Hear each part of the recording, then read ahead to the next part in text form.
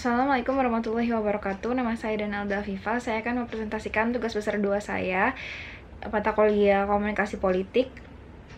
Saya mendapatkan bab 12, yaitu perkembangan bidang studi marketing politik. Yang pertama, ada marketing politik sebagai bidang kajian baru.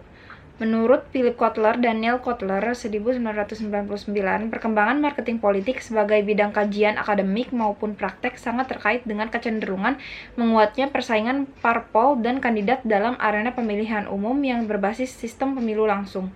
Dalam arena pemilu yang seperti ini, para kandidat dan parpol masing-masing berusaha mendapatkan dukungan sumber daya politik dan legitimasi politik, baik dari kalangan pemerintah, konstituen, dan donatur politiknya.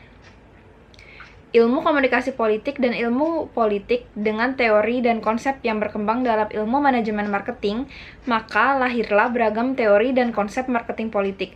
Dari dua arena interaksi ini kemudian melahirkan bidang kajian baru yang disebut dengan marketing politik atau political marketing. 2. Ada definisi dan ruang lingkup kajian dan praktek marketing politik. Bruce L. Newman 1999 mendefinisikan marketing politik sebagai penggunaan prinsip-prinsip dan prosedur marketing dalam kampanye politik yang dilakukan oleh individu maupun organisasi. Marketing politik menurutnya merupakan penggunaan teori dan konsep marketing dalam sistem politik.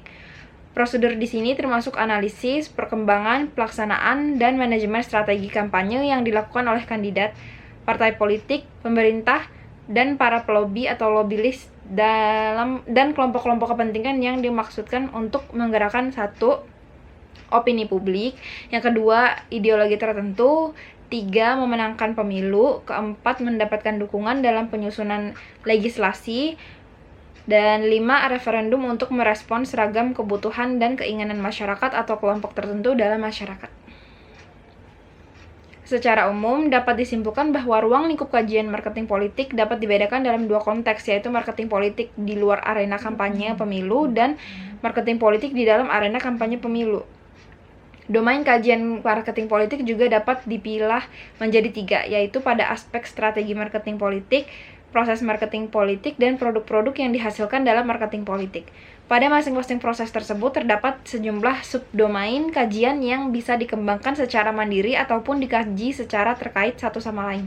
Masing-masing bidang kajian marketing politik saat ini terus dikembangkan dan dilakukan oleh para marketer politik, akademisi, dan para peneliti. Intensitas kajian marketing politik antara lain terus dilakukan oleh para konsultan politik dan lembaga-lembaga yang bergerak dalam jasa konsultan politik, baik dalam arena pemilu lokal dan nasional.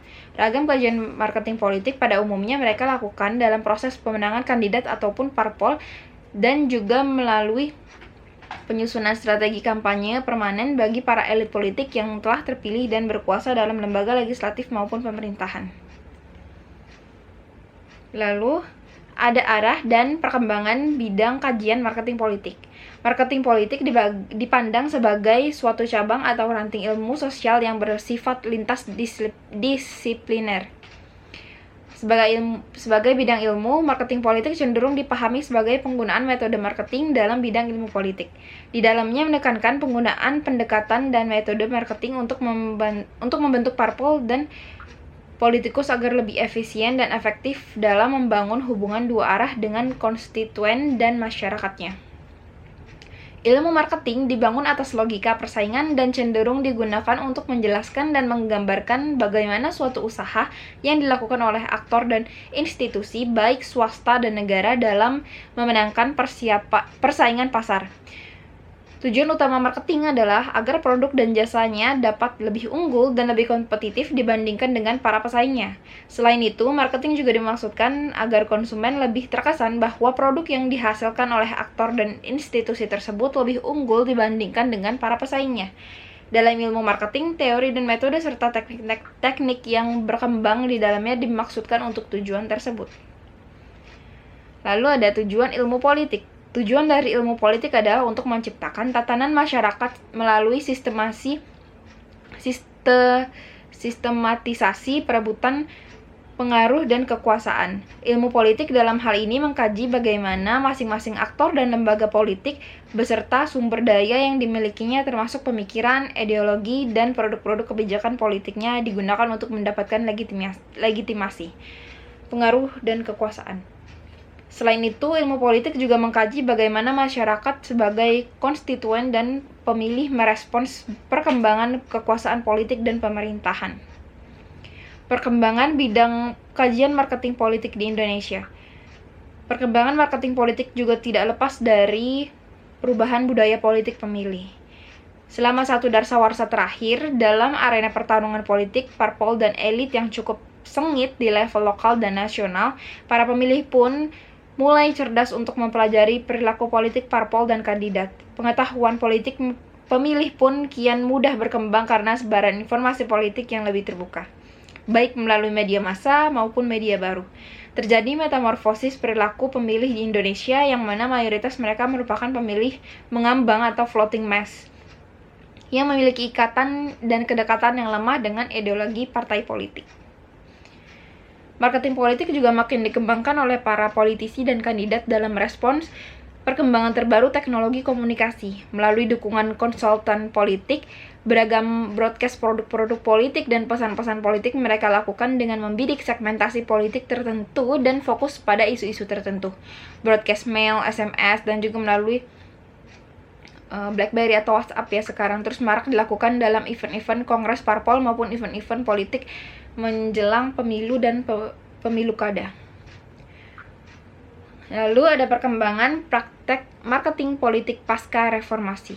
Pasca reformasi, baik elit politik maupun partai politik berusaha untuk tetap memiliki kekuasaan.